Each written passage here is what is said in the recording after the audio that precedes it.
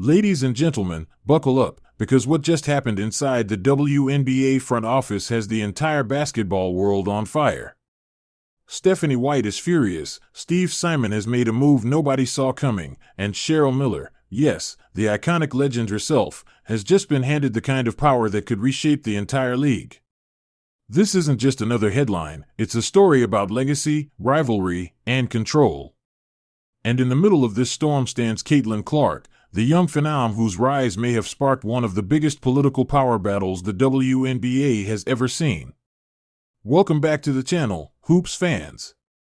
If you love drama, power moves, and behind-the-scenes battles that shake the game we love, you're in the right place. Make sure to hit that like button, subscribe, and turn on notifications, because what's coming next is pure basketball history in the making. It all started quietly.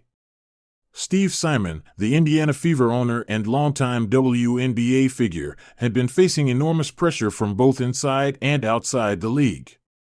Caitlin Clark had transformed his franchise overnight, ticket sales exploded, ratings skyrocketed, and suddenly, the Fever were the talk of women's basketball. But with success came chaos. Behind the scenes, tensions began to rise between management and coaching staff. Stephanie White, a respected coach and former Indiana Fever head, had been openly critical of how the league was handling player marketing and competitive balance. White wanted fairness. Steve Simon wanted dominance. And Cheryl Miller? She wanted change. When word broke that Steve Simon had quietly offered Cheryl Miller an executive advisory position with sweeping influence over player development and media strategy, the basketball community exploded. This wasn't just any hire. Cheryl Miller wasn't coming in to smile for cameras, she was coming to reshape how the league tells its story, from branding to player control. Insiders said she was given unprecedented power, a seat at the decision-making table that even some coaches envied. For Stephanie White, it felt like betrayal. During a closed-door WNBA summit, sources claim White confronted Simon directly, accusing him of weaponizing star power and putting entertainment over integrity. Her words, according to one source, shook the room. Meanwhile, Caitlin Clark, unknowingly, had become the spark that lit the fire. Her rise had changed everything: ticket prices, TV deals, sponsorships, and fan demographics.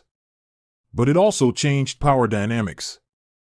Suddenly, owners wanted control of the narrative. Clark's every move, every quote, every highlight, was a business opportunity. And Cheryl Miller's new role? To capitalize on it. She's the face of a generation, Miller said in a press statement. And we're going to make sure the league treats her that way. Those words hit deep. Stephanie White saw it as favoritism, a direct threat to the culture of equality she'd spent her career defending. Reports soon surfaced that several coaches privately sided with White, frustrated that the league's focus was shifting too far toward one player. But others, especially the younger stars, admired what Miller was building. The WNBA had entered a new era, one where personality mattered as much as performance.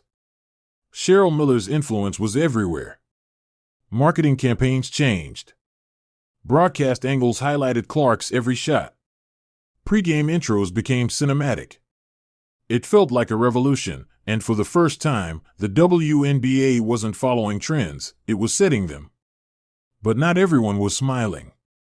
Rumors swirled that Stephanie White was preparing a statement, or even a coaching boycott, unless the league addressed imbalanced priorities.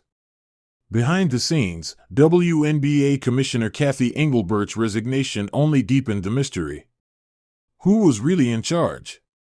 Steve Simon? Cheryl Miller? Or the fans driving this new wave? Then, the leak happened. A confidential memo surfaced online showing that Cheryl Miller had been granted executive voting input on marketing and media decisions affecting team branding.